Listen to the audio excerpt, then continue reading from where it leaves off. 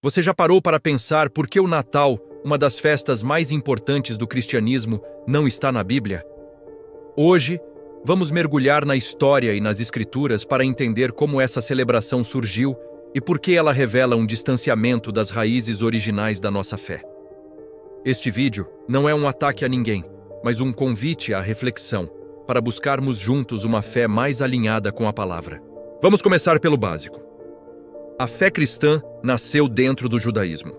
Yeshua, o Messias, era judeu. Ele viveu como judeu, guardou o Shabat, celebrou as festas bíblicas e ensinou dentro da tradição hebraica. Seus apóstolos, os primeiros seguidores, eram todos judeus e continuaram essa prática. As festas que eles celebravam estão descritas em Levítico 23. A Páscoa, Pentecostes, a festa das trombetas, o dia da expiação e a festa dos tabernáculos. Essas não eram apenas datas comemorativas, mas encontros sagrados estabelecidos por Deus, cheios de significado profético que apontava para a obra do Messias. A Páscoa aponta para a sua morte, as primícias para a sua ressurreição e assim por diante. Essas festas eram o centro da vida de fé do povo de Deus. Diante disso, surge uma pergunta inevitável.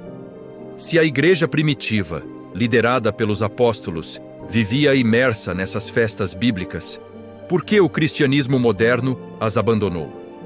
Em nenhum lugar dos evangelhos ou das cartas de Paulo, Pedro ou João, encontramos qualquer menção à celebração do nascimento de Yeshua. Não há nenhuma ordem, nenhuma sugestão, nenhum exemplo de uma festa de Natal na igreja do primeiro século. Pelo contrário, o que vemos é uma fé robusta, centrada nos mandamentos de Deus e nas suas festas designadas. Então, de onde veio o 25 de dezembro? Para responder a isso, precisamos avançar alguns séculos na história.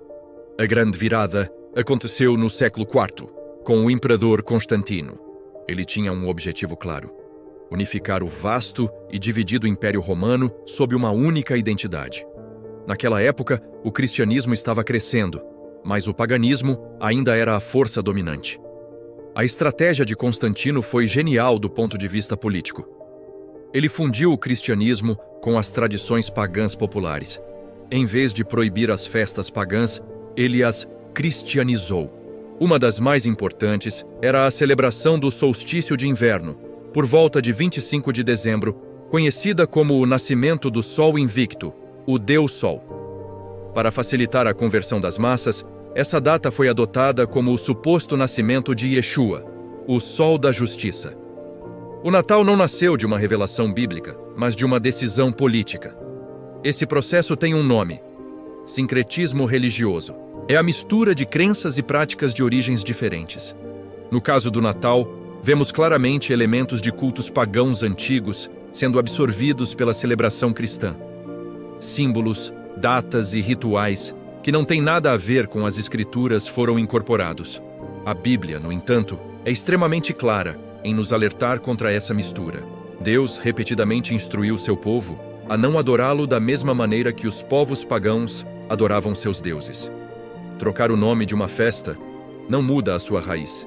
Se a origem de uma prática está em um culto pagão, simplesmente colocar um rótulo cristão nela não a purifica. Deus busca adoração em espírito e em verdade, conforme a sua palavra, e não segundo tradições inventadas por homens. Essa preocupação com a mistura de cultos não é nova. No livro de Ezequiel, capítulo 8, o profeta é levado em visão ao templo de Jerusalém e vê algo chocante. Mulheres chorando por uma divindade chamada Tammuz. Tammuz era uma figura mitológica da Mesopotâmia, associada a um ciclo de morte e renascimento, muito semelhante a outros cultos de fertilidade da antiguidade. O fato de essa prática ter entrado no templo de Deus era considerado uma abominação. Isso nos mostra como, desde os tempos bíblicos, o povo de Deus já era tentado a se desviar da adoração pura e a incorporar práticas pagãs. Os padrões se repetem ao longo da história. Práticas antigas são recicladas, recebem novos nomes, mas sua essência permanece a mesma. E aqui chegamos a um ponto importante. Esse problema de tradições humanas substituindo mandamentos divinos não é exclusivo de uma denominação. Tanto o catolicismo quanto o protestantismo, em grande parte, mantêm celebrações e costumes que não têm fundamento bíblico. Pense na Páscoa com coelhos e ovos, ou no próprio Natal. Isso não é uma crítica às pessoas que celebram com sinceridade, mas uma análise do sistema religioso que se formou ao longo dos séculos. O problema não está em Yeshua, nem na fé genuína que milhões de pessoas têm nele. O problema está quando o sistema religioso nos ensina a seguir tradições de homens, em vez de obedecer diretamente à palavra de Deus.